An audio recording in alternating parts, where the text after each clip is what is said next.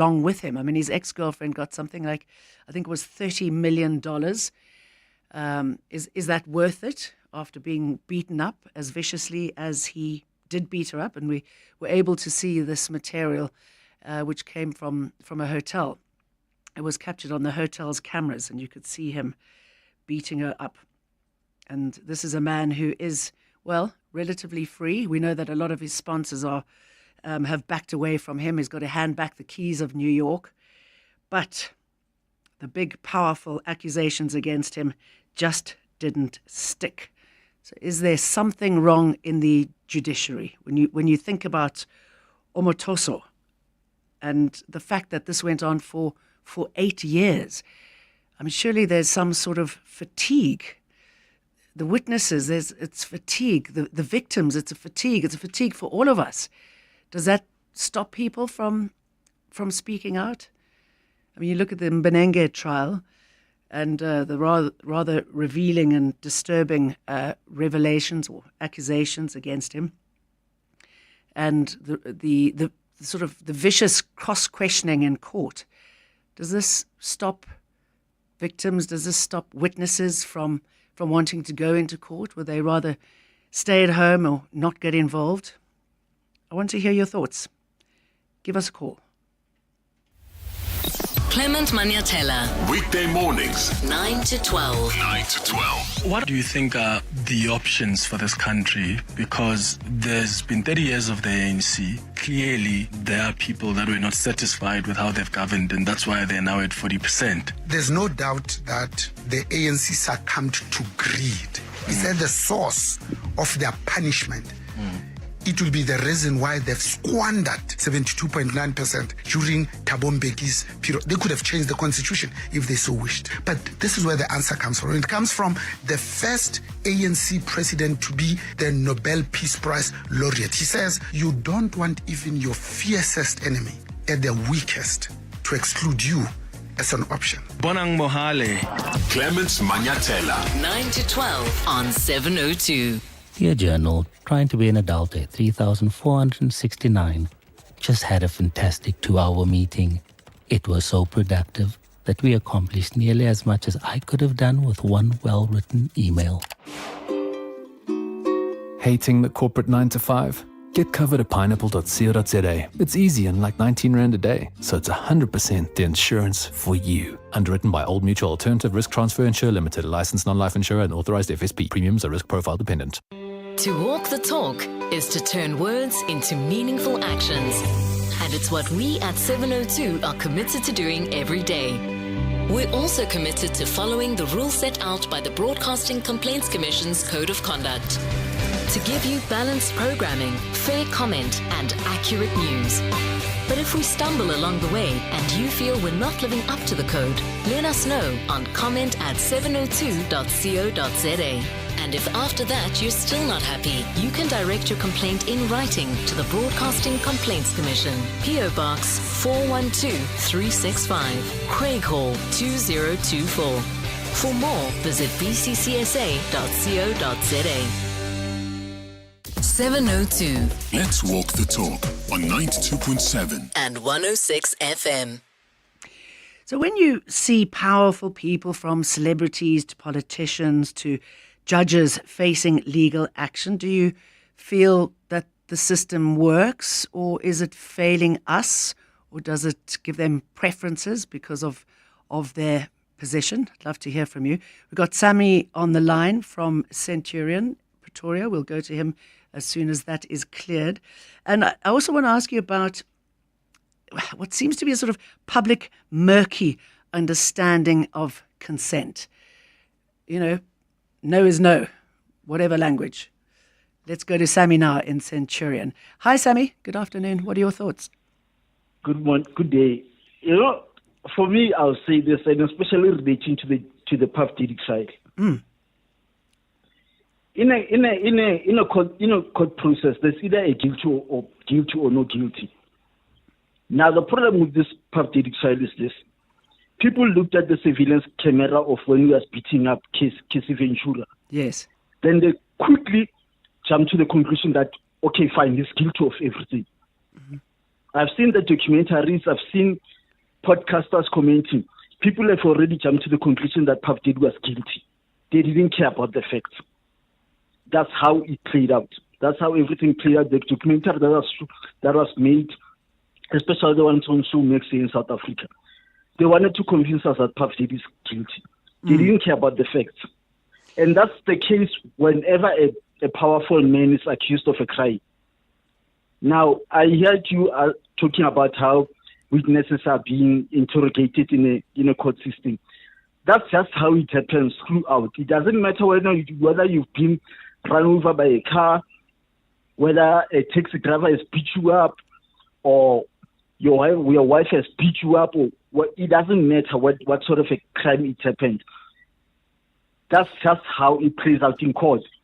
People don't like it, but that's just the reality. And one other thing that we must accept, and that's what most people want, most people don't want to accept, is this: people get falsely accused of crimes. Okay, let me address that issue of people feeling that the court system and the way they're interrogated is hard and could feel abusive.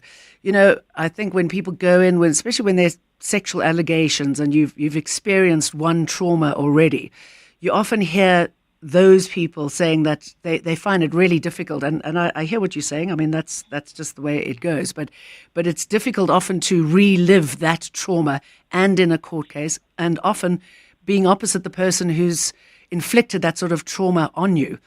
And when it comes to Diddy, you know, I mean, the biggest allegations against him of sex trafficking or racketeering conviction, they didn't stick because it seemed that the due diligence wasn't done in that area. And you would think with somebody as big as this, that they would have ticked all of those boxes before going to court, particularly as well because it's such a high-profile one and implicated on so many people. But how do we know that they ever even happened? Do we know that they happened? Do you remember the O.J. Simpson trial? It was like, no, he murdered his wife, he murdered her boyfriend. But there was no evidence to back that up. The glove didn't fit, the shoe prints, everything didn't fit. There was just nothing to back up. There was just nothing to back up the evidence, even with the trial. I watched it was before I got a job. I watched it on YouTube, I watched it on CNN, everything. The court TV, nothing that the jury presented ever stick. The kid car that they claimed he bombed it up, it didn't stick. Even the judge said that he reprimanded the prosecution for misleading the jury. And he told them he told the jury that part of the evidence that was presented by the prosecution needs to be put aside. So that's what I'm saying, that in the court process, people need to accept that some charges are trumped up. And that's why this case of Puff Daddy, he wasn't acquitted. He wasn't found guilty of sex trafficking and racketeering. It's a reality that most people don't want to accept. Well, it seems as though it's a winning. The defense won this because, I mean, you had allegation after allegation, stories after stories, and we've got to assume that those allegations are correct, particularly because most of them, or, you know, not particularly, but a lot of them did come from women. And we saw him beating up his ex. That's what I'm saying. People looked at the video where he was beating up Casey Ventura, and automatically they jumped to the conclusion that every allegation about him is correct. And that's because an accusation comes from a woman. It doesn't mean it's true. That's another reality. Why can't people accept this? Okay. Sammy from Centurion, thank you for your thoughts. We've got a couple of voice notes. Let's listen to them. Hi, Jane. Sarah from Harderbeer Sport. This P. Diddy story is just unbearable. It just shows you what money can buy or do, or whatever money does. It's okay. He'll get his karma in some other time. At least he got 20 years or whatever. It takes a lot of guts for a woman to have to keep her ground. And I just think women should keep their ground no matter what. As for the justice system, it's as much as you can pay. You know? At the end of the day. That's it. Okay. Sarah. Bye. Good day, Majane. Majane, when it comes to witnesses and victims being victimized again in court or in sessions, a way for us to get away from this is people should start reporting things early. Do not wait and want to discuss something that happened 4 years ago today. If somebody is starting something today, you don't like it today, you report it today. Do not wait 4 years or 2 years or a month or a week before you can report it and say, I was afraid. Because this I was afraid excuse is really, really getting out of order. People must start reporting things and stop keeping quiet, because it is really, really costing us a lot as a society. Yes, hello, Jane, Tyron, Randburg. This call is a very important call, what the point he's making. It's very obvious. We can see by the footage that he beat his girlfriend up violently. Wrong. He's guilty of that. But that doesn't necessarily mean he's guilty of everything else. That's the problem with people. They always think that they are the judge, they're the jury, and their decision is the final decision. We got to deal with the facts. That's why we have courts. All right. Yeah. I mean, we have to deal with facts. Absolutely. And facts that can't be manipulated. I think that's possibly one of the concerns. And you can't sentence somebody for something if you have not proved categorically that they committed that crime. If they were behind that, you can't do that. So is it because you've been manipulated into thinking a certain way? Has somebody been paid off? You've got to ask those questions. I mean, is there such a thing as a clean, completely transparent judicial system? Sarah was talking about karma, and hopefully his karma will come back and bite him. As I was saying, you know, a lot of people have pulled away from him, but you know.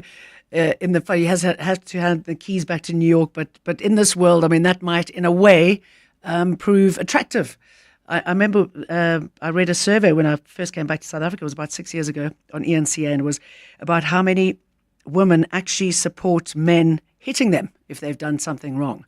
So we've got this kind of warped perception about what's acceptable and what's not acceptable. Hitting in any area, under any circumstance, is absolutely wrong. And this comment about reporting things early, absolutely. You must report things early. You've got to try and get the courage. Obviously, we don't know what has happened, how much courage has been removed from you if you experience something traumatic. I mean, the problem is, look at the Amatosa case. I mean, that took 8 years. So sometimes you do report something early, but things take so long. We know that the NPA is going to be looking at that again. And there's also a big problem in this country. I'm sure you find it all over, but we've got a problem with whistleblowers and the danger to their lives. And the people that expose things, from what's in the books to what's been done behind our backs, many times get taken out. So it's a problem. And obviously that's going to impact on the case at play. Let's listen to a few more voice notes. On the subject of losing faith in the justice system to adequately address cases of sexual assault, I 100% have lost faith.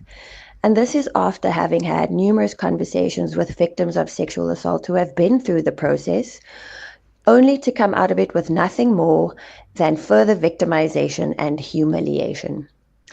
And what I'd like our society to grapple with is not just focusing on the punitive measures of sexual assault, but the prevention of it. And that would need to address the psychologies and behaviors of men who typically seem to be perpetrators, and how there is a loss of ethics and an understanding of boundaries, that it is not okay to violate and transgress the bodily autonomy of another person. Hi, Jane. this was a serious win for Puff Daddy.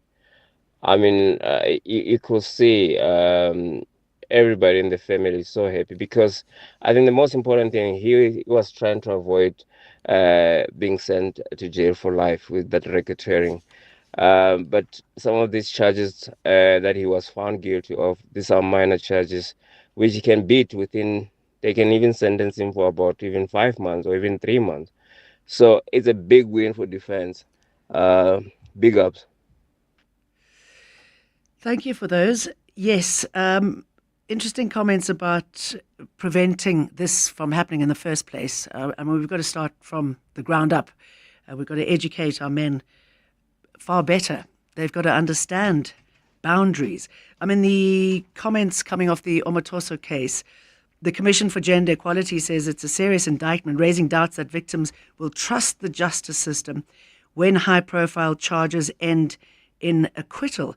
And as one of the callers was saying about losing faith, it's traumatizing going through that sort of episode and then having to face the perpetrator in court and also being drilled about it. In the same case, victims' advocates spoke of the chilling effect on future sexual violence reporting, which is what we've said before. And when people realize that this is what they might go through, maybe your past might be exposed, something that you're not too proud of, just to try and tarnish your reputation in order to make it easier to pass the case or to get somebody charged or off charges.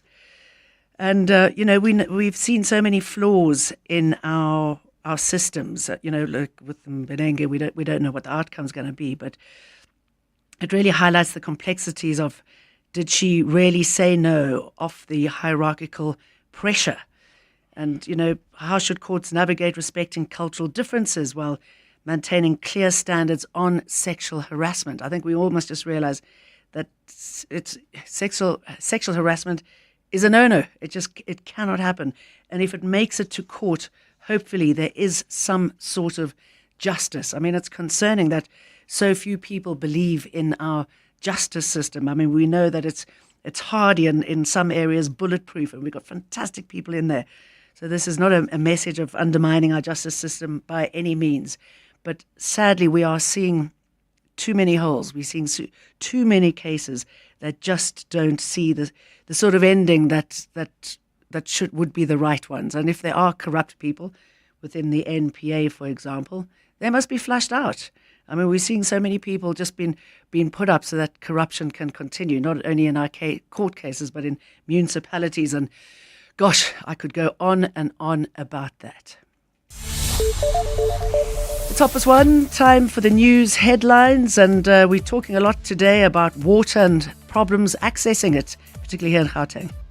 That's correct, Jane. A very good afternoon. The Gauteng Health Department has activated its emergency measures to address water outages caused by the Rand Water Maintenance Project.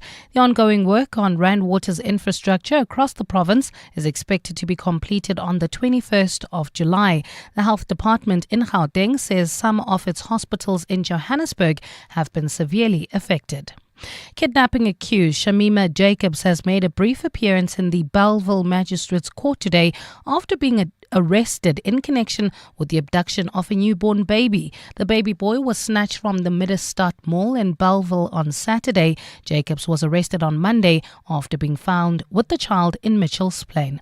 And a week after being fired as Deputy Minister of Trade, Andrew Whitfield is now getting on with party work in the Eastern Cape in another attempt by the DA to take control of Nelson Mandela Bay. He's also announced today that he's been given another shot to study at Harvard University after the president turned down his request earlier this year.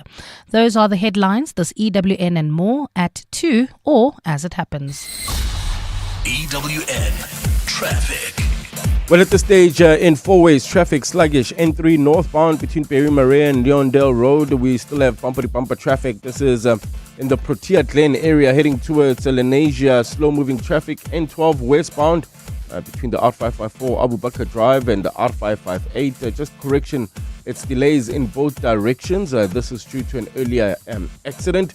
Also, bumper-to-bumper traffic In the Durban Deep area, that's Roodepoort on Randfontein Road between Corlett Avenue and Miles Stalker. Look out for those faulty traffic lights in Edenvale. Modderfontein Road and Van Riebeck. Traffic lights also still not working in Rand Park Ridge at Beyersnodie and the N1. If you come across any other traffic issues, please SMS us on 31702. We are also on X at EWN Traffic.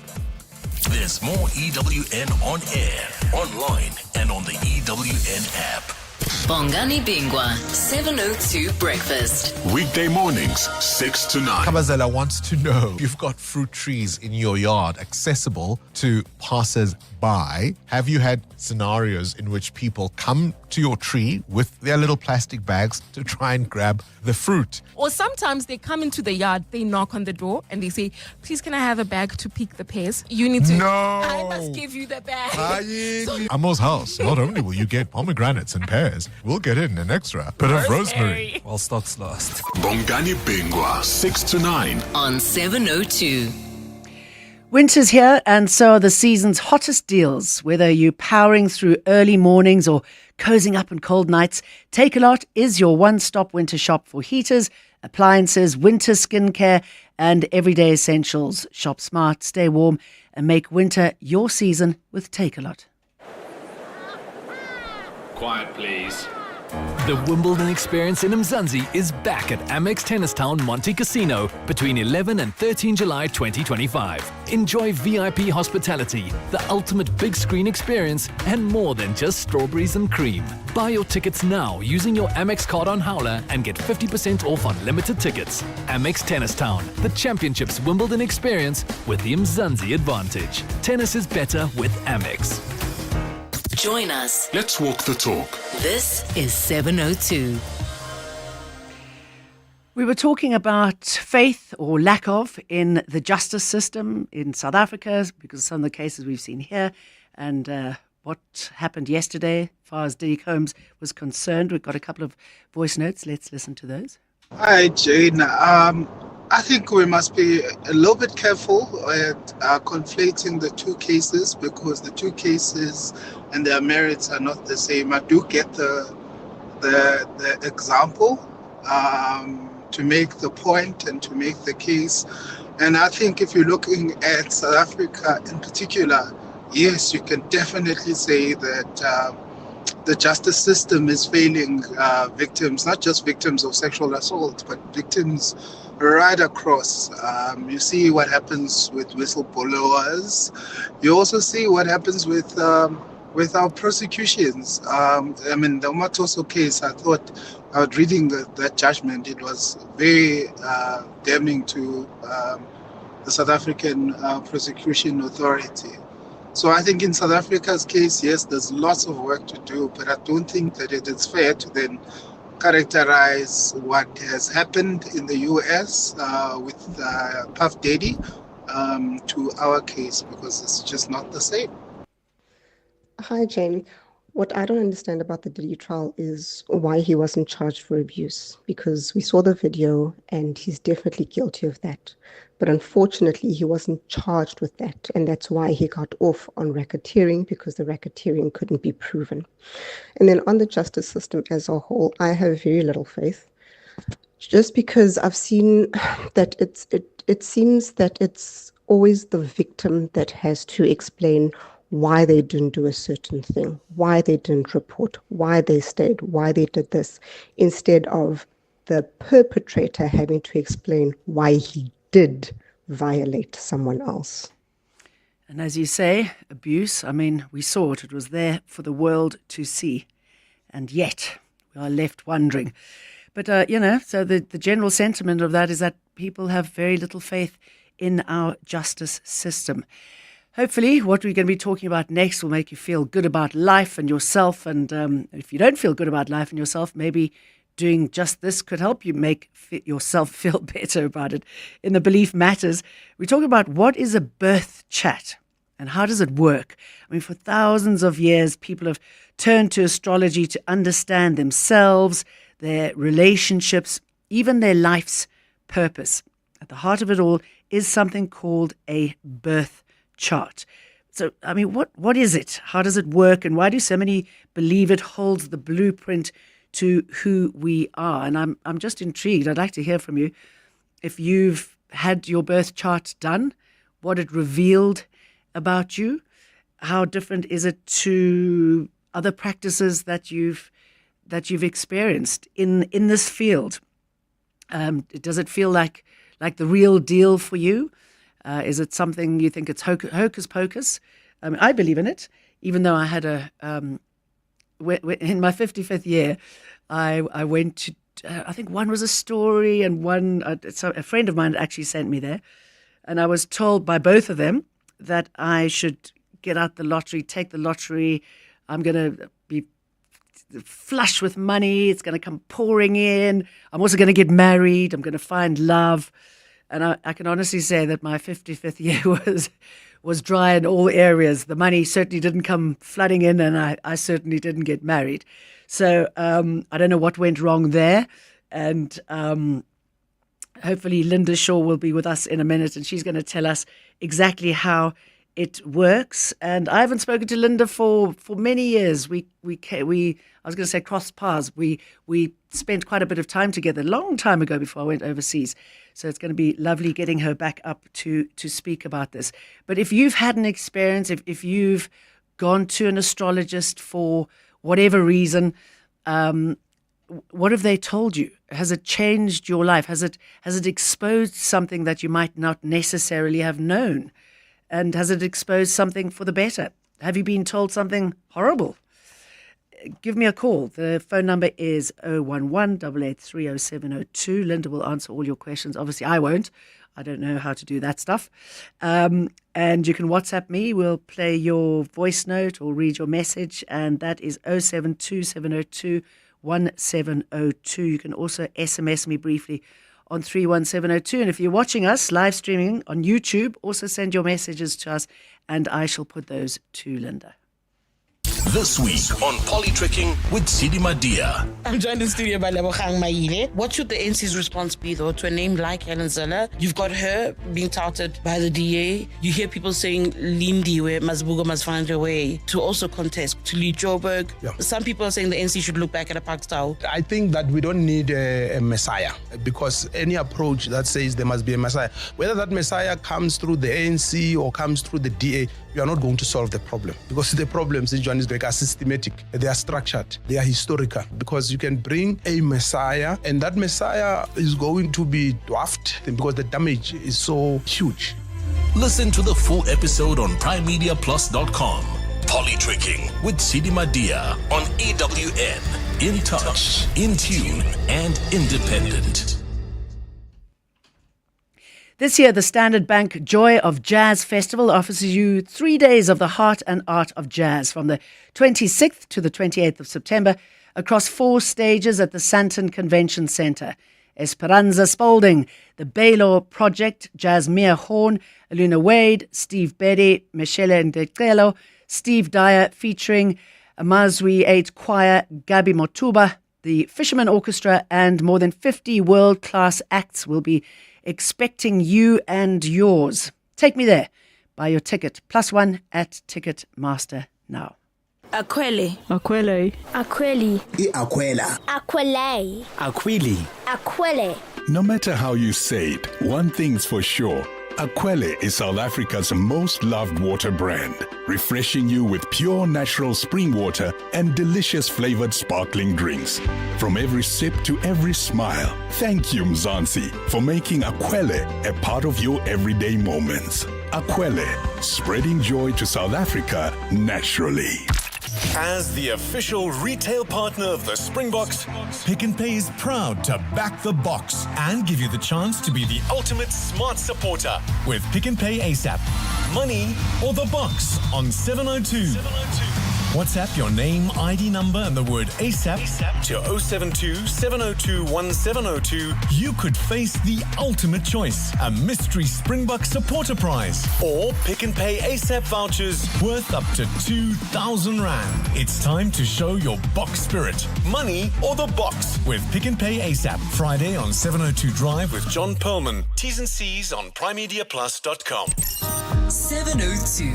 Believe life matters. Exploring culture, traditions, religion, and the beliefs that shape our world. We are talking about what is a birth chat and how does it work. Linda Shaw is on the line, author, speaker, and astrologer. I was saying a little earlier on, Linda, you may not have heard, that you and I have known each other for a long time, but not seen each other forever. So it's wonderful to have you on the radio. Isn't that fabulous? Are you back in town? I'm back in town. Been for a while now. I'm glad I've made such an impact. We must do lunch. Absolutely. Okay, Linda, birth chats. Tell us about it. What is it? Birth chart. Birth chart, sorry. Chart. Birth chart. Birth chart, what we do is when you say I'm, for example, a Gemini or a Sagittarius, you're looking at the position of the sun at the time of your birth. Mm-hmm. So and the sun represents the soul and also the ego. So when your life's going off course, it's generally because you're motivated by ego rather than soul. But that's just kind of a vague clue.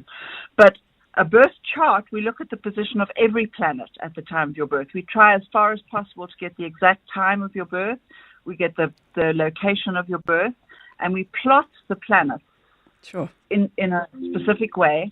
And then each of the planets represents an aspect of how you operate. So, for example, if you have Mercury in Aquarius, you will be a very forward thinker. You'll be one of those people who's ahead of your time and who always has weird ideas and is probably sitting at the back of the class wearing, black lipstick. So we know those. Yeah. And so the idea is it's a spiritual language. I mean, obviously you've got to buy into the principle that this is a symbolic representation of your psyche. There are some astrologers who say that the planets actually connect with us and actually represent our energy and tune into our energy. When you think of the moon, for example, that affects women's menstrual cycles, affects the tides. So each of the planets will affect different aspects of us physically. But astrology is more of a symbolic interpretation of how a person operates. And then, so you look at the planets as they are at the time of your birth. And then they obviously keep moving. So if you want to predict for the future, then you will look at where the planets have moved to and how they're affecting the planets that are in your chart. So so we're coming up for what are we now? The 7th, the 3rd. The 6th and 7th are going to be very sort of transformative days in terms of global planets. A whole lot of shifts and changes, which I think might have something to do with Trump's wonderful bill. But anyway, you all laugh. Like to know what his planet is. Yes, would agree. I think he better watch himself closely, though. However, so then we will look at each individual and say, this is how this planetary shift will affect you. This is the aspect of your life that will be shifted.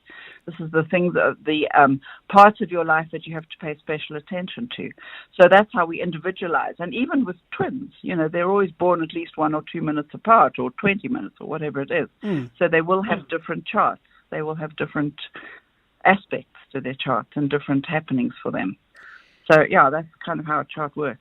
So how on earth do you find out that sort of information? How do you chart it? Well, when I started astrology, which was 432 years ago, I used to have to draw the damn thing by hand. It took me about 6 hours to draw an astrology chart. But now, of course, we have wonderful software.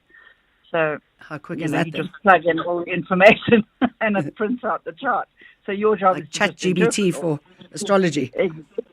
Well, not quite. I mean, they don't exactly interpret it. Although, actually, I must check. Maybe they do. I don't know.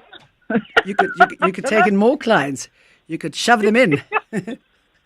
Okay, so I mean, and when you started, those 4,000 years ago, I mean, was it a calling? What made you think, aha, this is what I'm going to do? Well, I was a journalist in those days, and a friend of mine sent me for a reading for a birthday present, and I just thought, I have to learn how to do this. This is fascinating. And she was starting a course, as things happen. Yeah. That day, and so I started studying with her, and I just got hooked. I just loved it. It kind of helps me manage my life. It helps me make sense of just about everything. Every single culture has its own version of astrology. I mean, the Chinese use animals, The Indians they have square charts, and they mostly work with the moon. Every single culture's got a different aspect, but it's all basically a spiritual language. And once you've got the basic alphabet, then you work from there. And is it something that becomes easier the more you do it? I mean, do you start? I think a lot of it is intuition in terms of the way you will get a different reading from me and another astrologer because the way that I operate and the way that I speak, the way that I use language is different to anybody else's.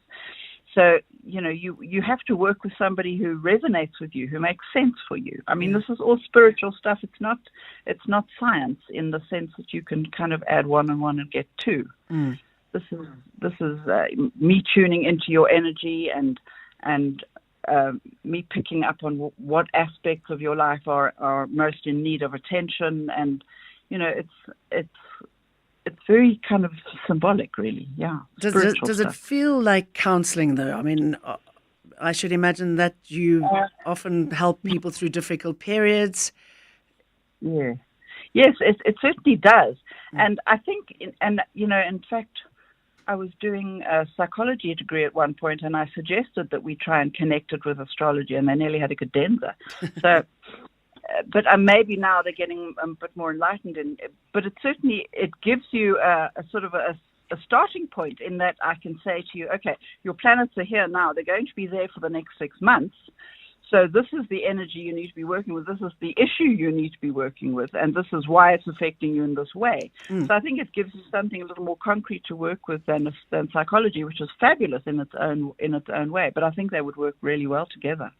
So I mean, my mum can't remember if I'm born like 10 to 6 or 10 past 6, and I cited an experience I had in my 55th year when 2 astrologers said the same thing, that I'd make lots and lots of money and also get married, and neither of those things happened. Do you think it's because I gave them the wrong time? Is it that specific?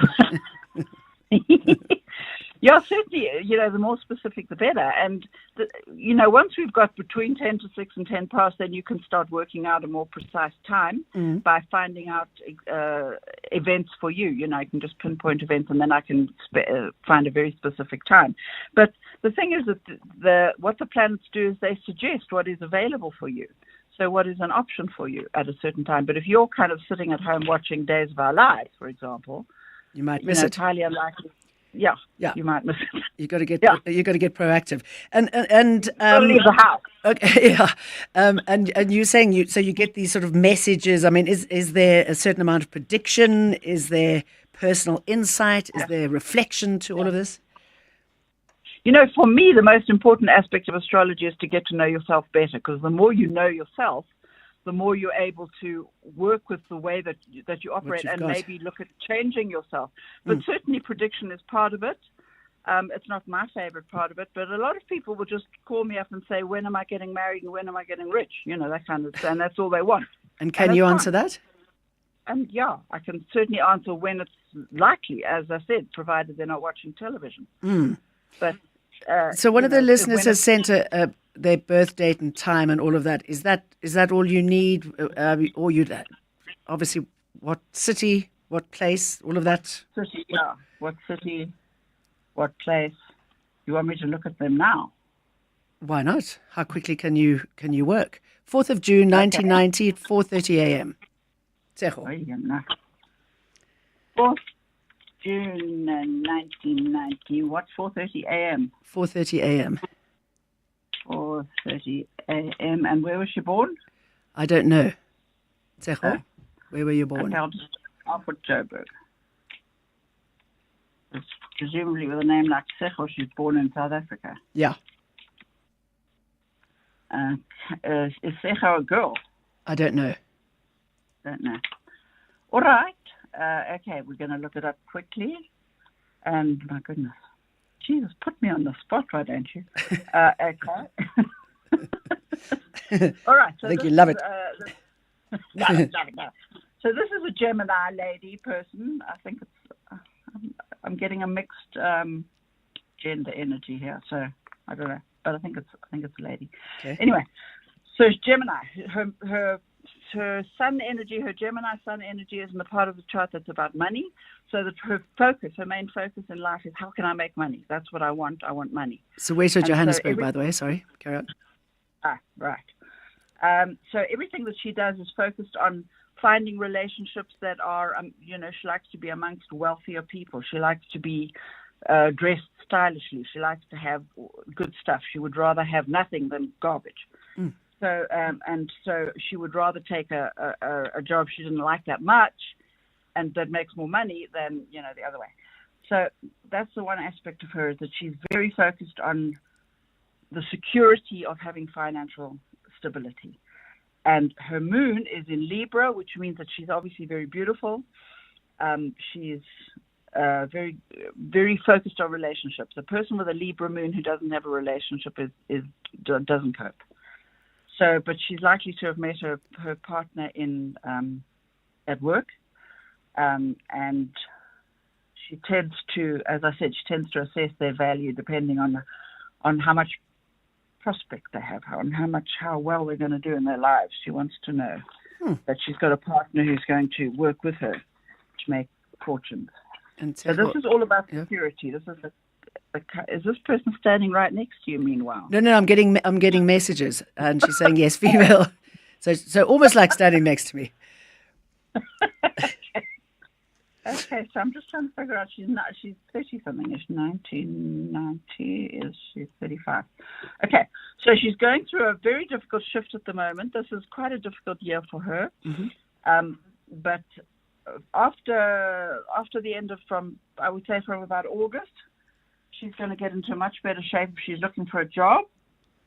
She's looking for new work. She's always looking for new jobs and new business opportunities. This is a woman who's actually going to make a fortune. I think we should make friends with her. Okay. Yeah, and here we go. I'm trying to grab now. The thing is that there are planets that will go into reverse at certain times. They will appear to go into reverse at certain times, and when they do that, everything goes to hell. So whatever you're working on, and that's just not just Secho, this is anybody, as a matter of interest, from 18th of July to the 11th of August, try not to travel, try not to sign any documents, try not to get married or divorced. These are messages for Secho, but for everybody. Okay, we'll take that. Secho, I'm intrigued to know if any of that rings true and how much of it rings true. Let's bring in Anne. She's on the line from Sandton. Anne, go ahead. Good afternoon. Oh, my Lord. I would like to find out. I am 72 now. I've had a very, very difficult life from 2-3 years old. I'm sorry to hear that. I would like to hear if there is any happiness in my life for the future. Boy. Wow. What's your birthday? 20th October 1952 in England. 1952? Yes. What time? I'm not sure, but I think it was in the afternoon during the day. I'm not entirely sure. Oh, my goodness. Okay, well, that's not so easy. And where in England? In Kent, south east of the UK. South? Southeast UK. Kent, K-E-N-T. Thank you. Okay, but it must have been a place in Kent, because Kent is what do you call it? I was born in Rochester.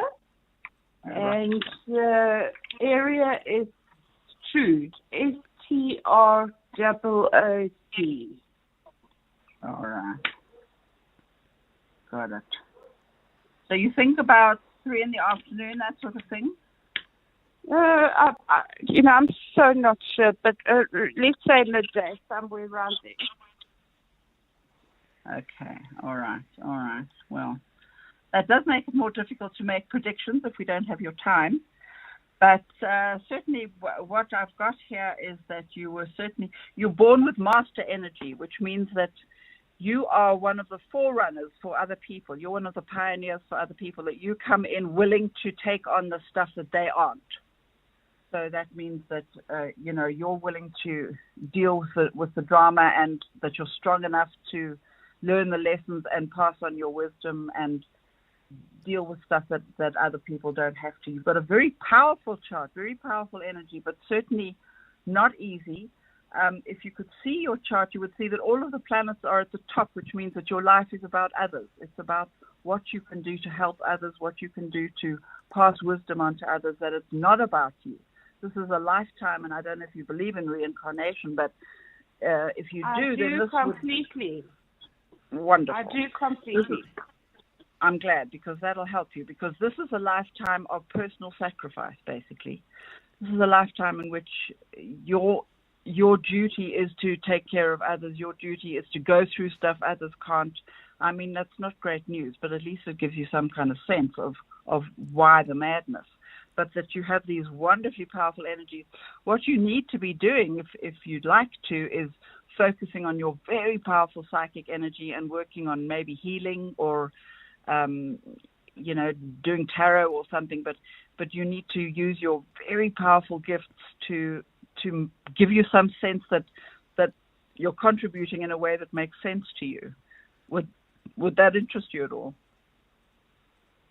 Yes, most definitely. Yeah? You really got incredible gifts, extraordinary gifts, really. And I mean, I wish you could see this chart, because it's wow. And certainly not nice, not easy, certainly not an easy life, but a very important one. I want you to know you're here for good reasons. You've done good stuff. Whatever you've done, you've saved other people from having to go through similar things. You've made a huge impact, even if maybe you don't know.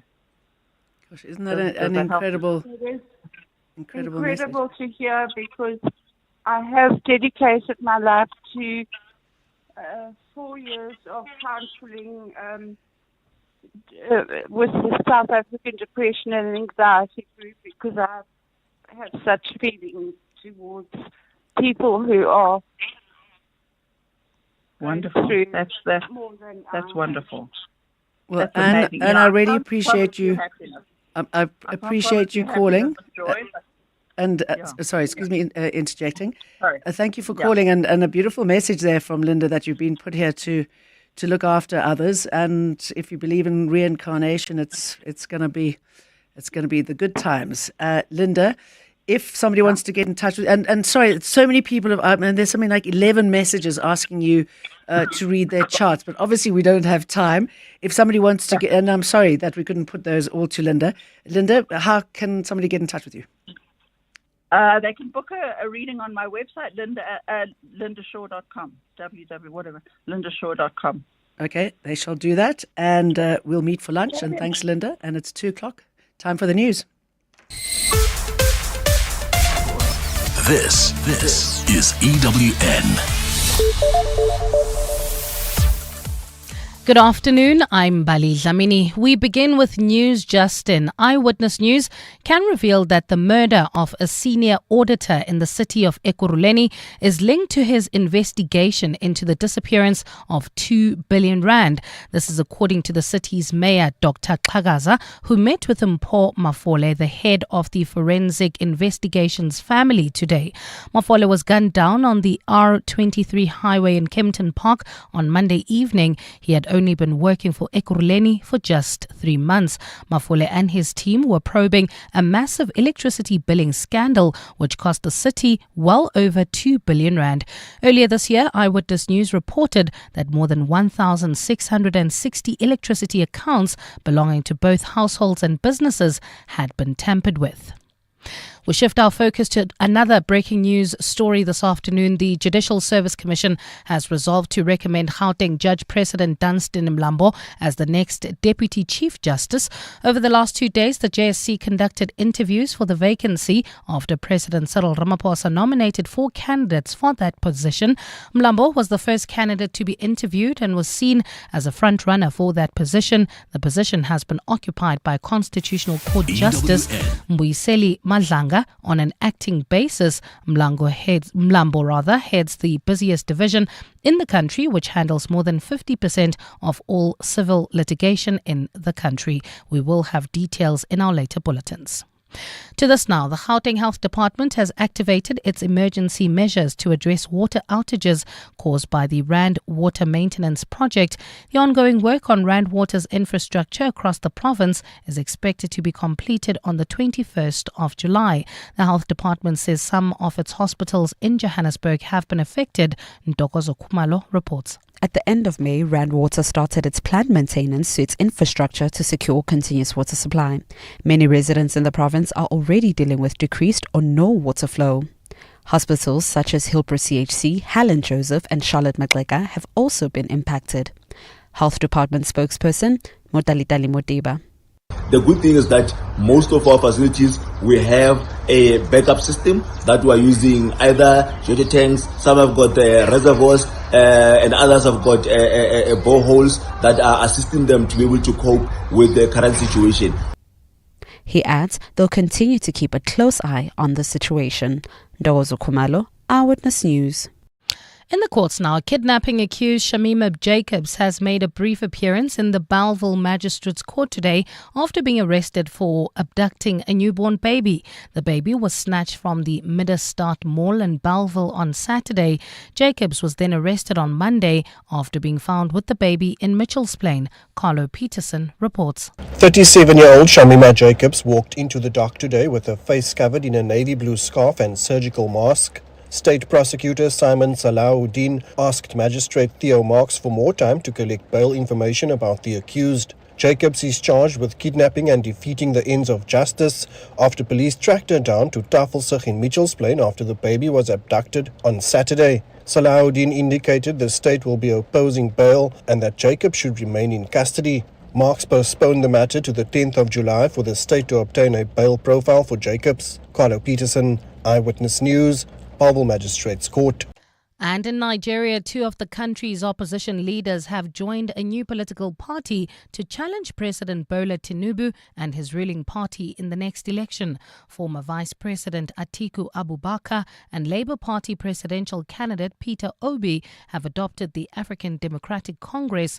Political commentators are predicting that 78-year-old Abubakar will have another shot at the presidency with 63-year-old Obi as the vice presidential pick. According to state reports, this is one of the biggest shake-ups in Nigerian politics since the end of military rule in 1999.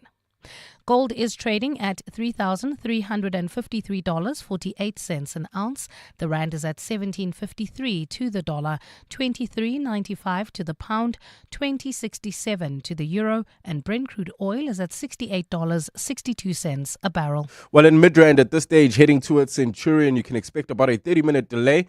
This is on the N1 northbound between the Patlu interchange and New Road due to an earlier accident. For Slurus, we still have slow-moving traffic on the N3 northbound between Berry Marais and Leondale Road, and also look out for those faulty traffic lights in Edenville, Modderfontein Road and Van Riebeeck. It's a cloudy afternoon in Gauteng today with isolated showers and thunder showers expected.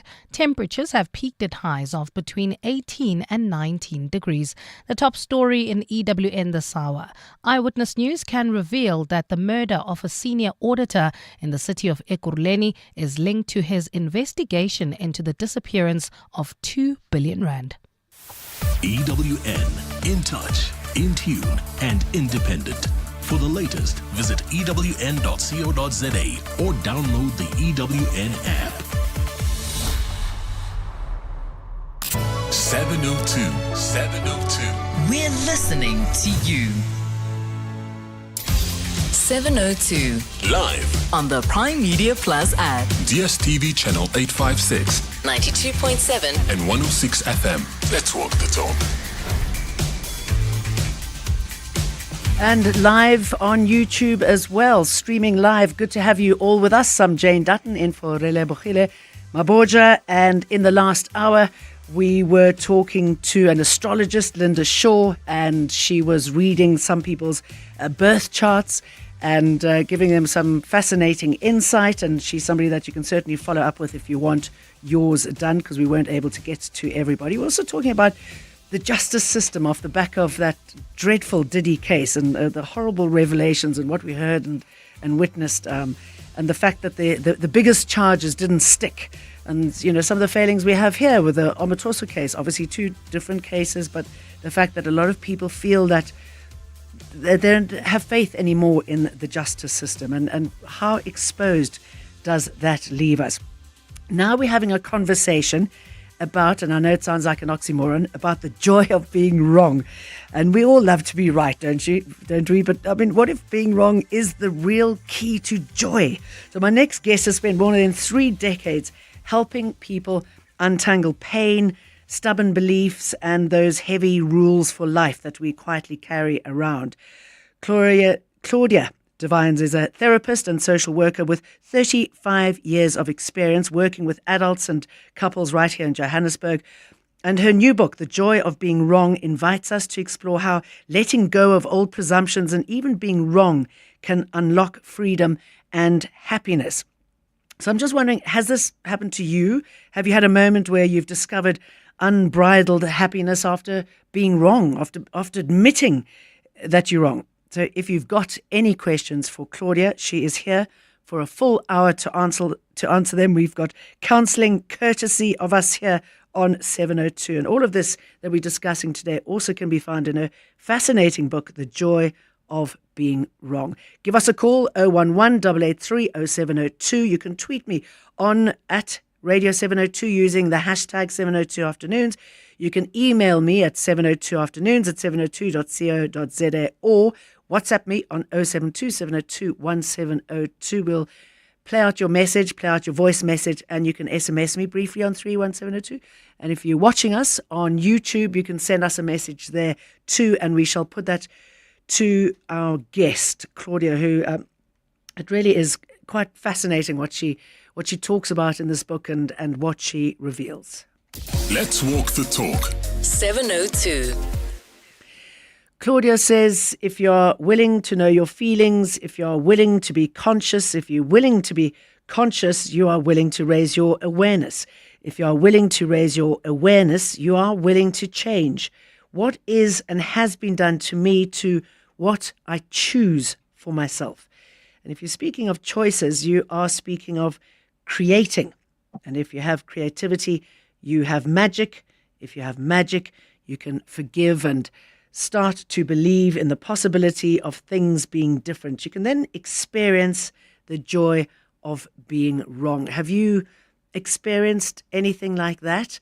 I mean, how important is it for you to accept that you've done something wrong, that you realize that you are wrong? I suppose this is, again, the sort of the upside of failure, that same kind of vibe. If something is wrong and you admit it, how do you feel afterwards? Is it a cathartic experience? I can imagine it is. And what are those tips? What sort of tips can you pass on to us? Because we're going to be putting those to Claudia. This book that I have been lucky enough to have a look through talks about sort of real life experiences, about many of the clients that she works with who share their stories in this book. And also she gives you some of the tools that you can take home with you. And we're going to be talking about that as well as soon as we get her up, about what you can do in order to get yourself on the right track, to learn the joy of happiness. And I'm just wondering as well, what makes you happy? Is there a quiet space that you go to and contemplate? Do you meditate? What are the avenues that you feel that you can share with us? There's a quote here from Maya Angelou saying, we all grow old, but we don't all grow up. And Claudia was saying, I love that perfect symmetry. Physical aging is inevitable, but maturing and evolving is not. That remains a choice. Adulthood is not an age, but a state of mind. I mean, I know that I've got quite a few old people in my family, older people rather. They've got the most extraordinary state of minds. Actually, they both play bridge. So some friends and I, we've started to play bridge as well because we want those extraordinary minds. But they also don't like to be aged. So, but as Claudia was saying, that a lot of the stuff we learn is about our childhood, and the most formative age until the age of 8 is what determines what we become, and what we need to lose, what we need to hold on, and what we need to work through. She also talks about the permission to explore. And she was saying that leaving my practice was easier than she thought. She'd worked since the age of 21. She was shocked how easy it was to stop and feel okay about it. And she thought a lot about her clients, but traveling made it easier not to think of home. There's so many logistics and itineraries to divert her attention. And we're talking about this today, just to let you know that Wendy is not here this week, but she'll be back next week. She is obviously apologetic for not being here, because I know that a lot of you have horrific experiences when it comes to consumer affairs, and Wendy is so good at answering these. But we've got another kind of answer for you today. We're talking about feelings and what can be done, working through hurt, working through anger, working through getting things wrong and bringing joy into your lives.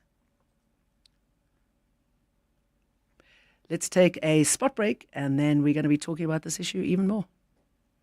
Kickstart your small business with a starter bundle from Nedbank. Enjoy free transactions for 6 months, including free cash deposits and withdrawals, and a free debit card with easy digital access and a dedicated banker to guide you along every step of the way. Open a Nedbank starter bundle with SA's best bank for SMEs. Apply on the Money app today. Nedbank. See money differently. Nedbank is a licensed FSP and credit provider. T's and C's apply. Get ready, South Africa. The 129th Hollywood Bets Durban July gallops into Hollywood Bets Greyville Racecourse on Saturday, 5th July.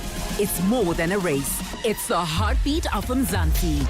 This year's theme, Marvels of Mzansi, celebrates our rich culture, vibrant heritage, and breathtaking beauty. From thrilling horse racing to show-stopping fashion and powerful performances by Zolani Mahola, Lira, Mafigi Zolo, and more. Feel the pulse of a nation in celebration. Tickets are flying fast. Secure yours now at Ticket Pro. The Hollywood Bets Durban July, Africa's greatest horse racing and social event. Whenever you hear deep in the heart and art of jazz, think Sia Makuzeni with the big band, Jasmine Horn, Alun Wad, The Baylor Project, Jose James sings Badu, Umusangare, Esperanza Spalding, Michelle Dugiocello, Elaine, Tezo, Munei, Mondli Ngobo, and many other spectacular icons. Think Standard Bank Joy of Jazz Festival, 4 stages at the Sandton Convention Center, 26th, 27th, and 28th September, and take me there. Book via Ticketmaster. When life changes, so should your savings plan. And when your goals evolve, your advice should evolve with them. With Momentum, advice meets your context. Catch 702 in conversation with Momentum on The Money Show next Wednesday, 9 July, as we unpack why context matters in financial advice.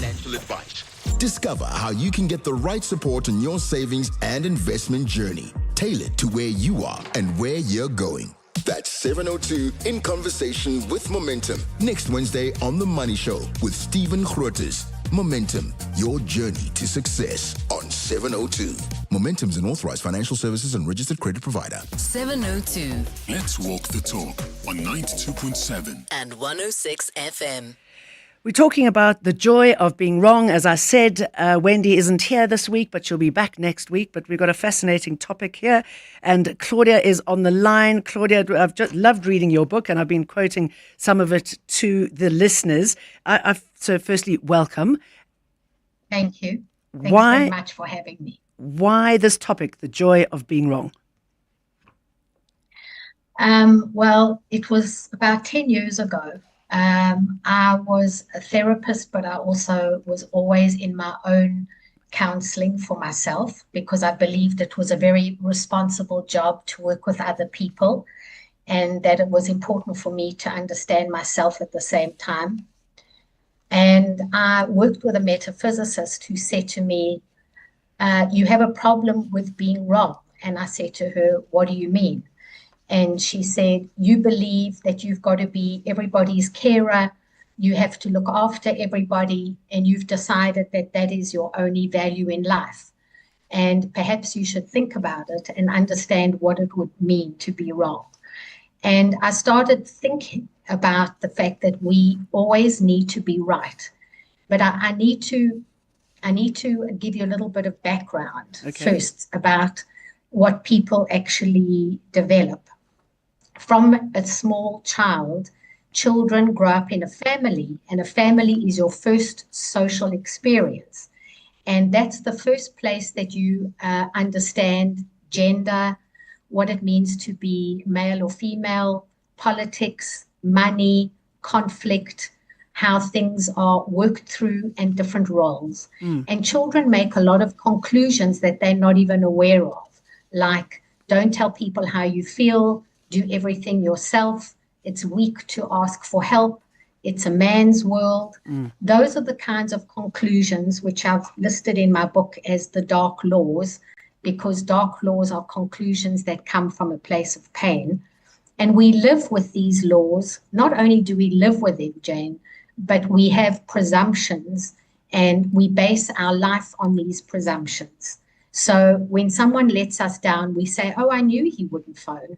I knew he wouldn't remember my birthday. I knew I shouldn't have told her. She now thinks badly of me.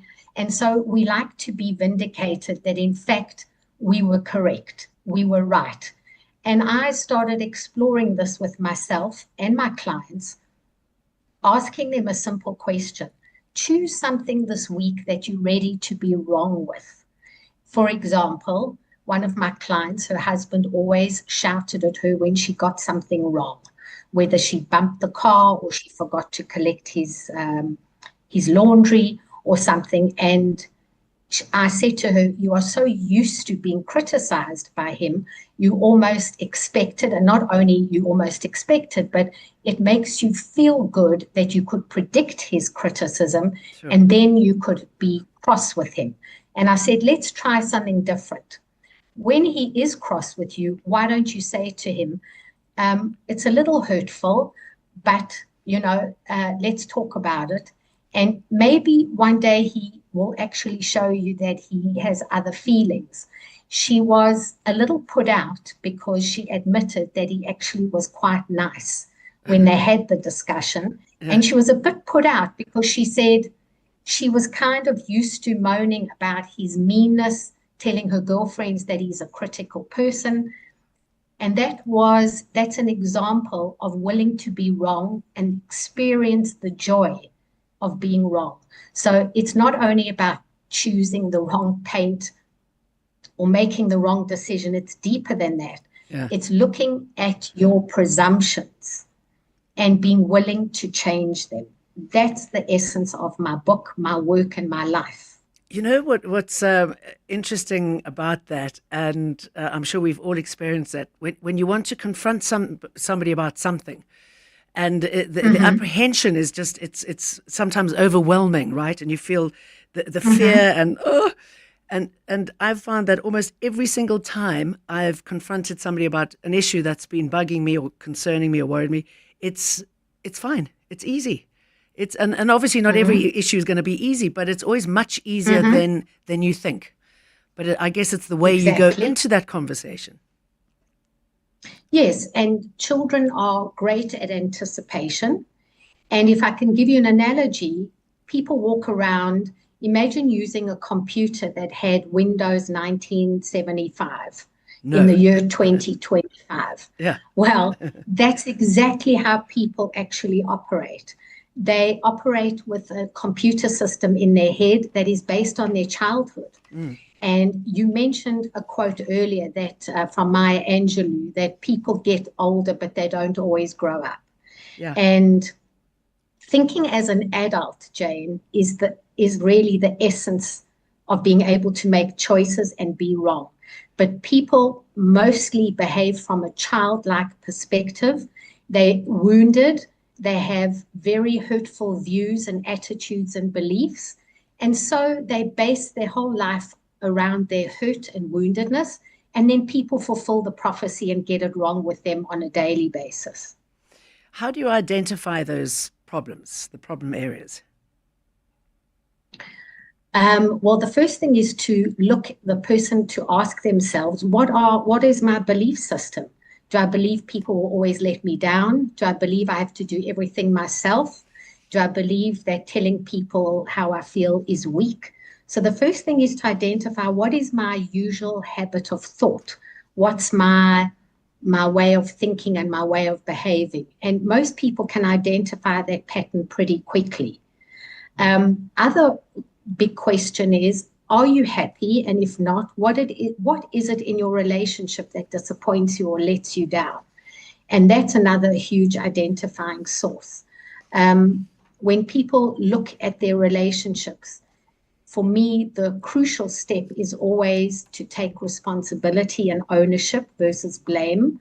I'm a therapist that works, let's say, my insistence with my clients is that there are no victims except children. And if somebody wants to understand what's wrong in their relationship or in their life, they need to get into the driver's seat, have a sense of ownership, and look at what they're thinking and how they're behaving. And that's the first step. Do you think saying that you're a victim immediately, in a way, makes you a victim? Do you think it... Totally. It makes you weak? It's actually not weak, Jane. It's actually very manipulative. Victims are very manipulative because what they do is, for example, they will make sure that they get parented by their partner rather than partnered. And a lot of couples are in a parent-child relationship rather than a partner relationship. So the minute you say you're a victim, you're saying, I have no responsibility, I haven't contributed to the problem, and it's all somebody else's fault, which is a very childlike perspective. And then I guess to break that is, you would need somebody like you. You need to identify what's leading to that. And I guess that's where you say you've got to talk of, you talk of ownership rather than blame. So you've got to take control of the situation. Yes. How hard is that? Yes, and obviously that depends on the circumstance, but how hard is it? Well, it's hard, and I can tell you that even being in therapy isn't a guarantee, because I'll be honest with you, that people actually want to hold on to their pain. It serves them. It gives them a sense of justice.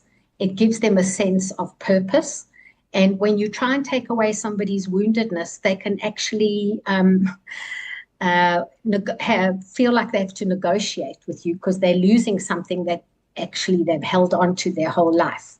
So you don't need to be in therapy. What you do need to think about is how much of your thinking and behavior comes from an adult's perspective and how much of it comes from a sense of being fearful or wounded. And people, as I say, people do operate from childlike thinking a lot of the time, especially if you listen to couples arguing, you can hear two children going at it.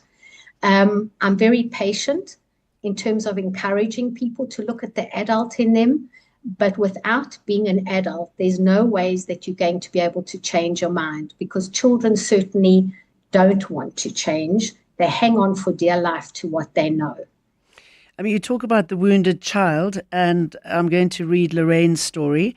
She was sent to you by a speech therapist. Her HR manager had been concerned as Lorraine used a lot of spoonerisms, named for William Spooner. Spoonerism is the accidental swapping of initial letters, for example, referring to the plaster man rather than the master plan. Tell us more about what she exposed to you as a wounded child.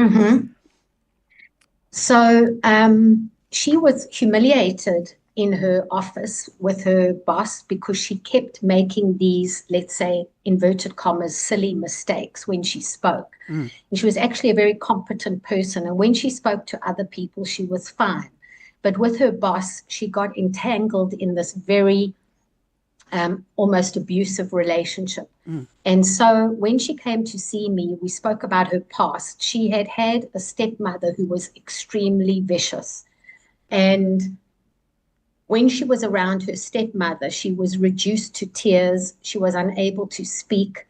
She wet her bed.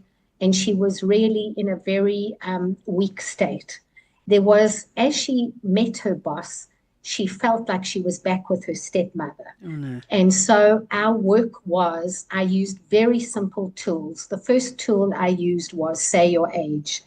And when you say your age, Jane, I'm 50, I'm 35, I'm 49, whatever it is, you immediately almost reboot your thinking, and it's very helpful. You put the child in the back seat, which is another exercise in my book. You put Yes, I the was going to child ask in you the about back that. seat. Yeah. Yes. You don't throw away the child, because the child is also a beautiful part of you. There's the creative child and the magical child. And there's no ways we want to get rid of the part of us that has pain, but we want to get it under control. So with her, I used the technique, first of all, to say her age. And the second thing was I encouraged her to stand up and look at her boss on a face-to-face level and not sit down where she was looked down upon. And it was interesting that between saying her age and standing up, she managed to reboot the view that she wasn't a child with her stepmother. And she managed to actually work very well using short sentences to start off with so that she wouldn't fumble. Building up her confidence. Exactly. Building up her confidence and letting her boss see that actually she wasn't this wounded child.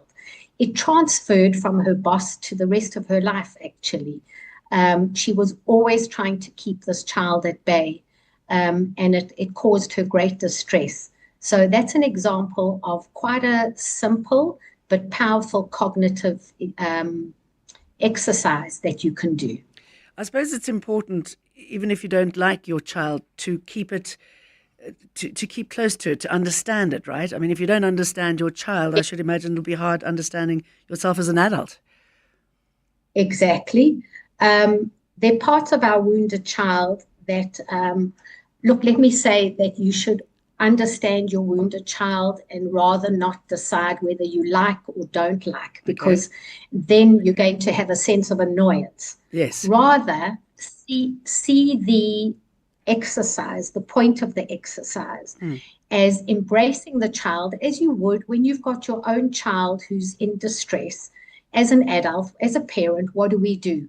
We take them, we put our arm around them, we reassure them, we put them on our lap, and we help them work out the problem in a rational way. That's what we do as parents. So it's pretty much the same thing, is to put the child in the back and say, I'm in charge. Right now, I'm going to speak to this person. I'm going to let this person know that I feel disappointed. I'm going to tell this person and give them a chance to understand how I feel, instead of using manipulative behavior, for example. All right, we're going to be talking a lot more about this in the next half an hour. And Percy, you asked if it could be podcast, the current session. And yes, you can find our podcasts on primemediaplus.com. I'm speaking to the author of The Joy of Being Wrong. It really is fascinating how much our childhood impacts us, obviously, and what you experience by the age of 8, how it affects you until you die, and how we must embrace that child and understand that child. It's 2:30, time for the news headlines. Thanks, Jane. A very good afternoon. Eyewitness News can reveal that the murder of a senior auditor in the city of Ekurhuleni is linked to his investigation into the disappearance of 2 billion rand. This is according to the city's mayor, Dr. Xhakaza, who met with Mpho Mafole, the head of forensic investigations family, today. Mafole was gunned down on the R23 highway in Kempton Park on Monday evening. In another breaking news story, the Judicial Service Commission has resolved to recommend Gauteng Judge President Dunstan Mlambo as the next Deputy Chief Justice. Over the last 2 days, the JSC conducted interviews for the vacancy after President Cyril Ramaphosa nominated 4 candidates for that position. Mlambo was the first candidate to be interviewed and was seen as a front-runner for the post. And another witness in the inquiry probing allegations of sexual harassment against Eastern Cape Judge President Selby Mbenenge has testified on the use of emojis in messages with a junior staffer. The Judicial Conduct Tribunal has heard that the emojis Mbenenge sent Andiswa Mengo had sexual connotations attached to them. Those are the headlines. This EWN and more at 3 or as it happens. EWN Traffic. Well, at this stage, if you're heading towards the Centurion area, there's about a 20-minute delay. That's in Midrand, N1 northbound, between the Between's Change and New Road due to an earlier accident. Traffic is also sluggish still in the Vosloorus area, N3 northbound between Berry Marais and Leondale Road. Look out for those faulty traffic lights in Alex. At Marlborough Drive and Far East Bank, traffic lights also still not working. In Rand Park Ridge at Bears Nordia and the N1 North, as well as in the Midrand area at Olifantsfontein Road in the N1. If you come across any other traffic issues, please SMS us on 31702. We are also on X at EWN Traffic. There's more EWN on air, online, and on the EWN app. 702 delivers on the matters that matter to you. Hi, my name is Linda Forson, and 702 is definitely my SMS. Save my soul and sanity on the roads in the morning and in the afternoons, because it gives me a time to listen and not get irritated while I'm driving or become irritating when I'm driving. So thank you, 702. Keep up the good work. Thank you for sharing your thoughts, so we can deliver more on what matters to you. 702 listens. Let's walk the talk. Winter's here, and so are the season's hottest deals, whether you powering through early mornings or cozying up on cold nights. Takealot is your one-stop winter shop for heaters, appliances, winter skincare, and everyday essentials. Shop smart, stay warm, and make winter your season with Takealot. Year in, year out, we're fixing tires faster than a Formula One pit crew. My team is on top of things like tire whisperers. If an unforeseen accident were to happen in my workshop, at least I've got My Way business insurance to keep the wheels turning. Visit myway.co.za or dial 0860 64 64 64 and get a quote today. My Way is a licensed non-life insurer and FSP. T's, C's and standard rates apply. My Way. Live your way. South Africa leads the world's biggest economies, the G20, under the bold theme, solidarity, equality, and sustainability. But this is more than a slogan. It's a call to action for solidarity, uniting nations through shared purpose, equality, creating fair opportunities for all, sustainability, growing today without costing tomorrow. As G20 president, South Africa is focused on 3 key priorities: inclusive economic growth and jobs, food security for every table, and using artificial intelligence for sustainable innovation. South Africa, leading the G20, shaping a better world. A message by the GCIS. Nedbank Business Ignite on 702 is looking for a small business owner that talks a big game and delivers even bigger results. So if you're a small business that consistently dares to innovate, expand and better your bottom line, you could walk away with 200,000 Rand cash and a 200,000 Rand advertising package. So enter on igniteyourbusiness.co.za. Then every day this week from 6 a.m, catch 702 Breakfast with Bongani Bingwa to find out if you're a finalist in Nedbank Business Ignite on 702. T's and C's apply. Nedbank, an authorized FSP and registered credit provider. Coming up on 702 Drive with John Perlman. And John, well done. You've walked in with your Walk the Talk shirt, getting ready. Yeah, absolutely. I hope lots and lots and lots of listeners will join us. Indeed. What's up today? So coming up on the show, and good afternoon to you, Jane, and all the listeners. The Judicial Services Commission have put forward the Judge President in Gauteng, Dunstan Mlambo, as the new Deputy Chief Justice. So we'll have a look at that. An important development there. We'll get a new speaker in the city of Joburg. Votes have been cast. They are just busy being counted. We'll have a result on that soon and we'll share it and then look at the significance of who gets chosen. Of course, Joburg musical chairs doesn't ever stop and it doesn't arguably do any good for the people who live in this city and the people who like to do business here. It doesn't do any of us any good at all, but there you go. We are going to look at the practical implications on meat prices, of the foot and mouth situation. Obviously, these things take a while to work their way into the market and into the pricing. We'll try and understand that better with an interview we're doing at about 20 minutes past 5. And we continue to look at the fallout from the assassination of Mpho Mafole, key auditor out in Ekurhuleni. We'll look more broadly at how often auditors and forensic investigators are actually faced with this kind of threat. Lots happening. Also, the Minister of Higher Education is presenting her budget vote today. Wonder what's going to happen. Yeah, who's going to be there? Thank you, John. 702 Let's walk the talk on 92.7 and 106 FM. So just to remind you, Wendy will be back with us next week. And I want to also remind you that Relebogile will be back. And you must tune into the book club with Relebogile Moboja and Mandy Wiener. Next Monday, they'll be diving into Canary by Onke Mazibuko, a gripping political thriller that explores the dangerous world of whistleblowing in a corrupt system. Onke Mazibuko, a psychologist and acclaimed author, delivers a tense, thought-provoking story about integrity, survival, and the high price of doing the right thing. It's a thrilling read. Don't miss the conversation. Tune in next week, Monday, 7th of July at 1 o'clock on 702 afternoons for the book club with Relebogile Moboja and Mandy Wiener. For more about 702, go to primemediaplus.com.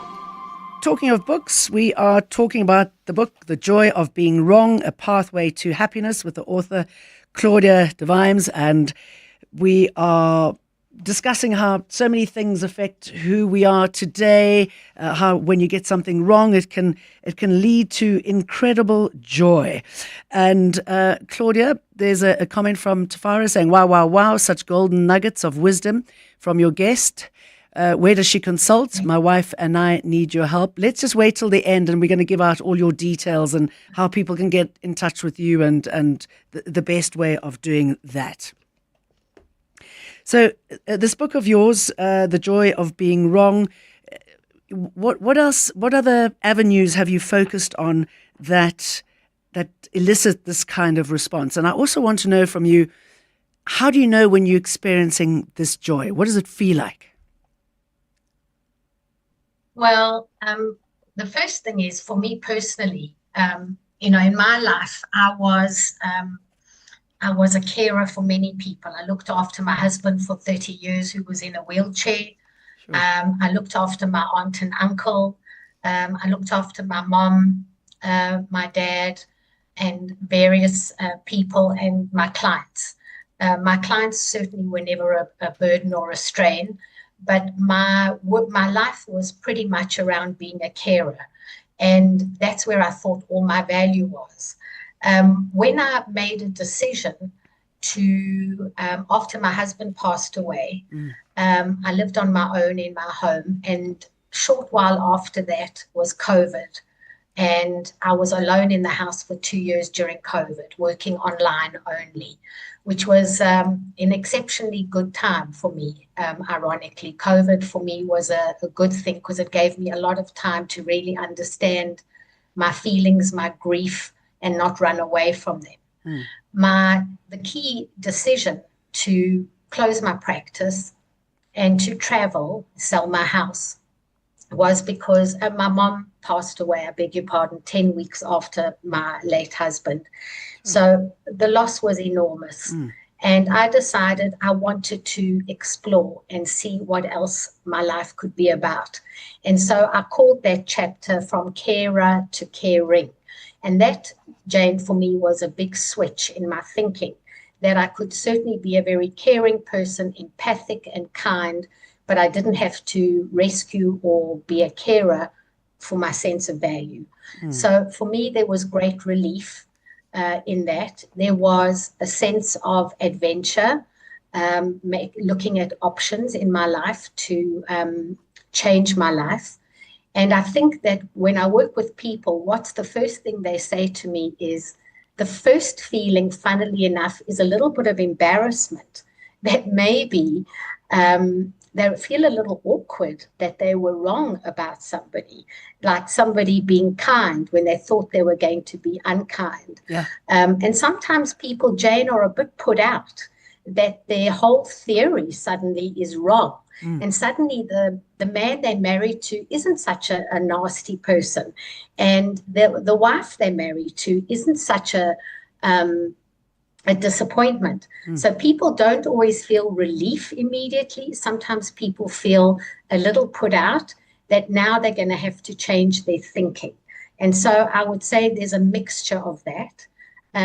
For me personally, I had great relief because I was pretty exhausted from all the loss and working so intensely during COVID. For me now, I'm experiencing the joy that I can work with people. I don't have to work so intensely and such long hours, but I love working with people. And I've also found great joy that I have found a new partner, and my relationship is very different.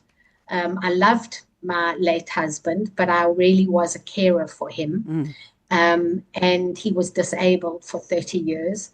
And this time round, I'm 63. I have a second chapter in my life, and it's very rewarding. And I'm very humbled to say that I have an opportunity to experience partnering for the first time in my life. How wonderful. And that for me is one of my big areas of the joy of being wrong. Okay, here's a joy.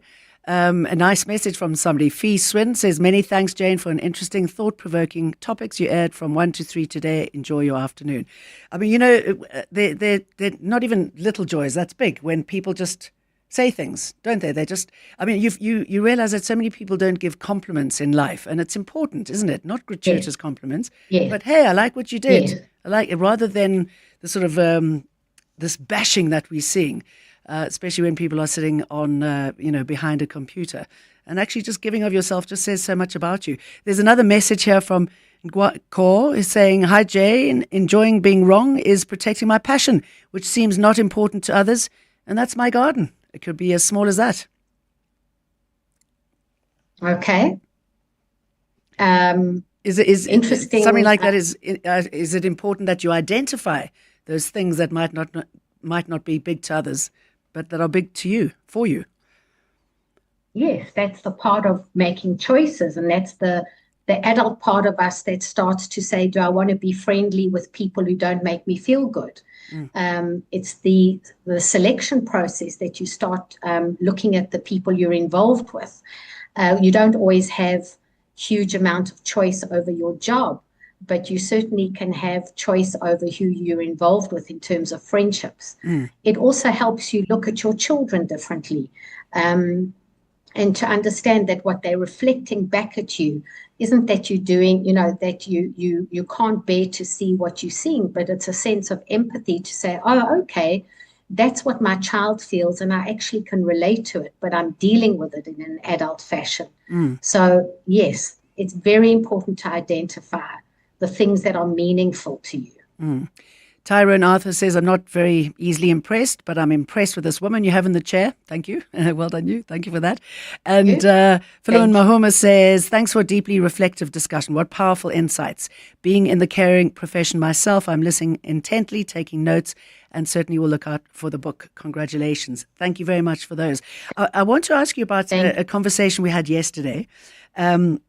It was about helicopter parenting, and we had two callers calling in, and they shared their deep pain over the radio about having these mums that were just in their lives domineering, critical, and neither of them were able to resolve. The one caller's mum died, the other one was still alive, but they weren't able to resolve that.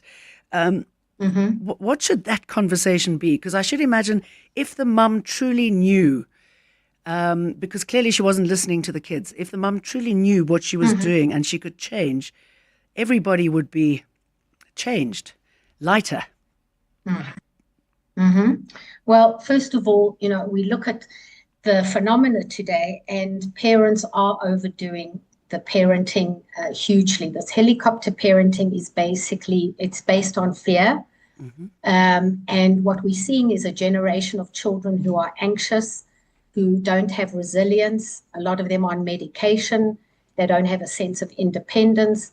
And the parents are far too involved in everything, including looking at Facebook to see what their friends are doing on Instagram and monitoring their children in terms of their popularity. When I speak to the parents, it's usually, it comes from two options. Either they had very little parenting themselves, and therefore they believe that their responsibility is to make sure that nothing bad happens to their children. They will always defend their behavior and say that it comes from a good place. And helicopter parenting is also a very controlling position where parents feel they need to be needed. And what happens if my child doesn't cry when I leave them at school? Does it mean they don't love me? Yeah. And so the more inadequate the child is, the more the parent feels powerful and needed. And of course, it's a destructive way of being. It needs to be addressed with the parent. And I have to say that usually when I do work with parents, they will see the relief in boundaries, and adult children are always encouraged to talk to the parents about the fact that while they appreciate their care and concern, a lot of it doesn't feel like care and concern. It feels like they're invisible and being dismissed. It's a conversation, Jane, that has to happen. It has to happen. Either with a third person, a therapist, for example, or for adults who don't have their parents anymore. This listener of yours whose parent had already passed away, they can still do the work, believe it or not. You can do an empty chair exercise where you talk to your parent that's passed away, or you can write a letter. And in that way, you can express and view a lot of your hurt and pain and forgive them. Because, Jane, without forgiveness, there's no ways we can experience love. Right. Yeah. Okay. Renee says, from childhood dealt with rejection of me as a person, parent, family. I struggle to deal with criticism of me as a person and no longer form friendships. I've become very guarded, becoming more difficult as I get older. What do you suggest? Okay. So that's a perfect example of the fact that, did you say her name was Renee? I didn't hear. Yes. Yes. So Renee, for you, you haven't changed your mind. What you've done is that you have found more and more ammunition to prove that your original thought was correct and that you should always protect yourself. On the one hand, protection is key for children. We call it a coping mechanism. But from adulthood, we actually call the coping mechanism becomes a defense mechanism. I really would encourage you, because what you're doing is a full-time job. Protecting yourself, being isolated and alienated is wear and tear on you mentally and physically. I really would encourage you to spend a little bit of time, maybe with a professional or yourself, where you can identify the earlier wounding and use your adult to encourage you to try small steps of letting people into your life and seeing that they won't do you any harm. I repeat, what you're doing is a full-time job. And unfortunately, as long as you feel you need to protect yourself, you will attract people who will let you down. It's called fulfilling the prophecy. You've got some tools in this book that you can use, that you can play out scenarios that are needed. And obviously, it depends on what it is that you're suffering from or what concerns you. But what tools would you recommend for each and every one of us? Well, one of the things I actually think is important, Jane, is respecting your dreams. I'm a person who believes in dreams. I think your higher consciousness gives you a lot of information, free information. So the first thing I do in the morning is I identify how I felt when I woke up from a dream. I have quite a few exercises and information in the book about how to work with dreams in a very personal way. Another helpful exercise is the week of observation, where the first week of therapy for me, I tell people to observe themselves. What does that mean? That means that they don't change their behavior, but they take a very keen observation in how they're communicating or not. Okay. If they're being congruent, in other words, are they thinking one thing and saying another? And most people are incongruent. You've asked me to take you to the airport. I'm really busy. I'll say sure and be quite resentful, but I actually don't have the time, for example. So people are very seldom congruent. So to look at how congruent you are, ask yourself, what do I feel? At least 400 times a day. I emphasize 400. Obviously, I'm exaggerating because, Jane, believe it or not, people don't know how they feel. They'll use the word I'm stressed and I'm anxious, which actually are not feelings. They don't tell you anything. Yeah. They're generic terms. So I encourage people to, if they don't know feeling words, look up in the thesaurus, look up words so that you can say, I feel overwhelmed, I feel disillusioned, I feel hopeless. Be more specific about your feelings. Otherwise you can't deal with it, can you? Well, yes, and people give the wrong information. So they'll say, I'm stressed, but it doesn't mean anything. So I encourage people to do a week of observation and come back without judgment and say, wow, I didn't realize how angry I was. I didn't realize how hopeless I was. I didn't realize that I never gave anybody an idea of what I was thinking or feeling. From a time point of view, I know we've got a few minutes left. From a couple's point of view, Jane, my favorite exercise for couples is the Big Five. Okay. I don't know if you came across it yet in my book. The Big Five is, okay, so couples will tell each other what they can't stand about each other. I hate you humiliating me in front of my family. I wish you wouldn't ask me things in front of my parents. I wish you wouldn't do this. I wish you wouldn't do that. So the Big Five exercise is I ask someone to give another person, their partner, 5 things that they would love to receive from their partner. Okay. I would love you to buy me flowers once a week. I would love you to kiss me hello and goodbye. I would love you to initiate a date with me. I would love you to initiate sex with me. I would love it if you share what happens in your day and include me in what's important to you. I would love you to cook me my favorite meal. I would love you to compliment me. Now, couples complain about not getting what they need, but they usually do a very poor job of being specific about what they want. Yeah. So the Big Five exercise, I ask people to write it in a positive way, not to say I hate it when, to write it. I would love it when, it feels good when, and give the other person 5 high probability requests that the person knows if they do these things, they're going to get it right. Jane, as a funny thing just to tell you, men never get 5. They get to about 3, and women write about 10 down, but they repeat. It's a difficult exercise because I put people on the spot and say, if you're unhappy, fine. Let me hear what you want. Exactly. And couples so sometimes then you have exaggerate that unhappiness, right? It's maybe down to fewer things than you think. You use the unhappiness in the relationship also in a manipulative way.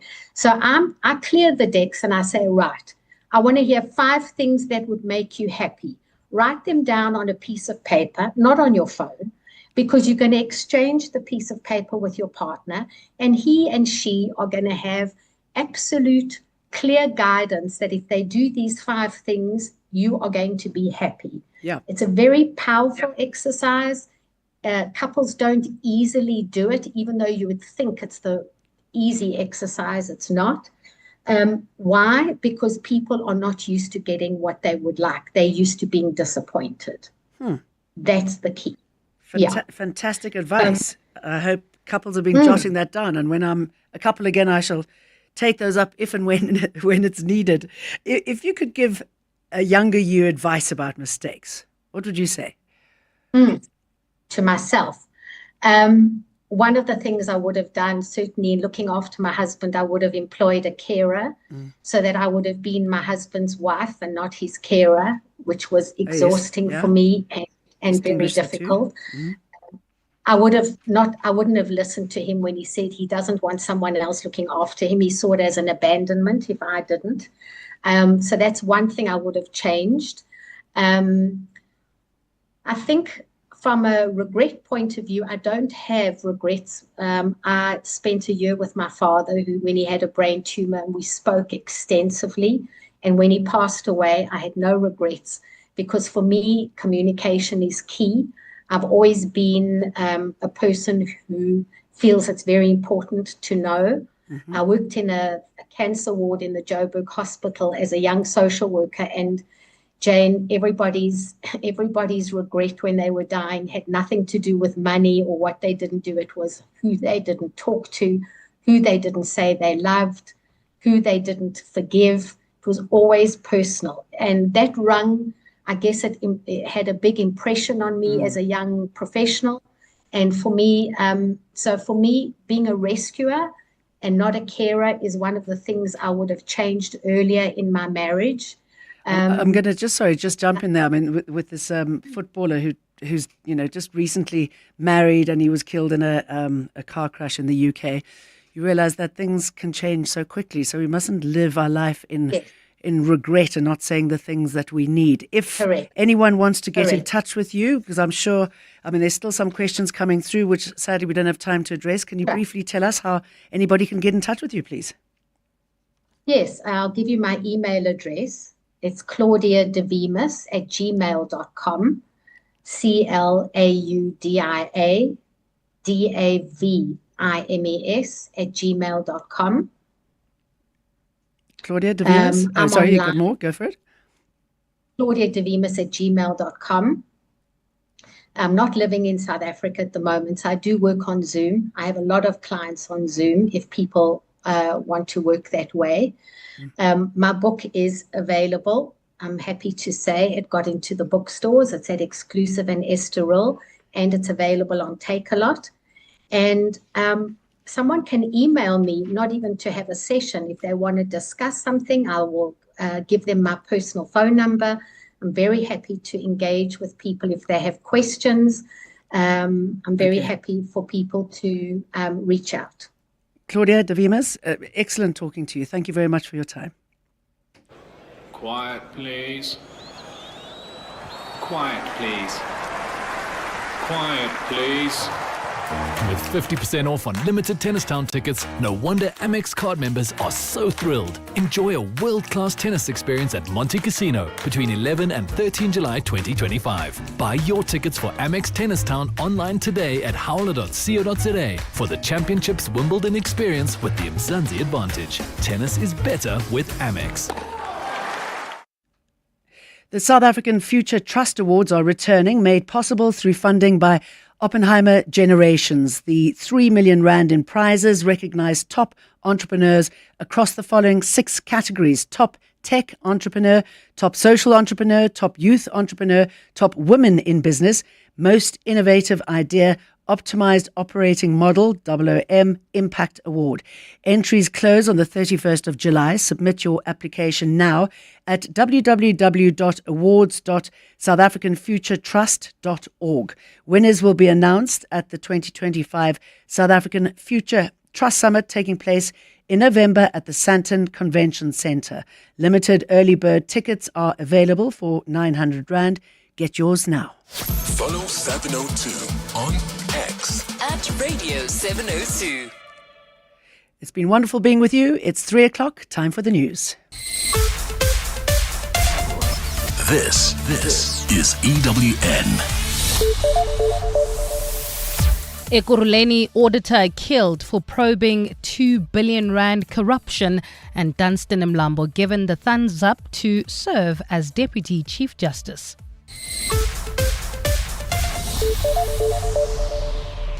Good afternoon, I'm Bali Dlamini. It's still the developing story this hour. Eyewitness News can reveal that the murder of a senior auditor in the city of Ekurhuleni is linked to his investigation into the disappearance of 2 billion rand. This is according to the city's mayor, Dr. Xhakaza, who met with Mpho Mafole, who was the head of the Forensic Investigations family today.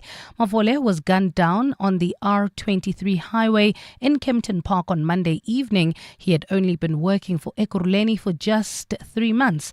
Mafole and his team were probing a massive electricity billing scandal which cost the city well over 2 billion rand. Earlier this year, Eyewitness News reported that more than 1,600 electricity accounts belonging to both households and businesses had been tampered with. Alpha Ramushwana is in Ekurhuleni. The billing crisis in the city of Ekurhuleni saw some households paying drastically reduced rates for electricity, while others were completely wiped off from the system. Last year, 2 warrants of arrest were issued for technicians who were allegedly involved, while a senior official was suspended for alleged negligence. Ekurhuleni Mayor Dr. Xhakaza revealed to Eyewitness News that Mafole had submitted a charge sheet which identified those believed to be behind the syndicate which cost the city billions. It's one thing you prepare, a charge sheet for the suspended, officials. You deliver it and something happens, you just get shot. Can't be just a random thing. While Xhakaza met Mafule's family today, he could not reveal the names of those he believed took the life of their loved one. And we must then provide answers. And I think it's painful to stand here before the family and not give them, who is actually responsible. Mafule's family has also confirmed that his murder was linked to a corruption investigation. Alpha Ramshwana, Eyewitness News. The Judicial Service Commission will be submitting a report to the President on the suitability of Gauteng Judge President Dunstan Mlambo for the position of Deputy Chief Justice. After 2 days of interviews, the JSC has given Mlambo the thumbs up for appointment. Commissioner Advocate Sesi Baloyi made the announcement in Sandton in Johannesburg earlier today. And in accordance with that decision, Take a lot. Is mornings or closing up South Africa on Ignite Your Business On 7 and we continue. 7 So just to remind you, Wendy will be on Maziboko.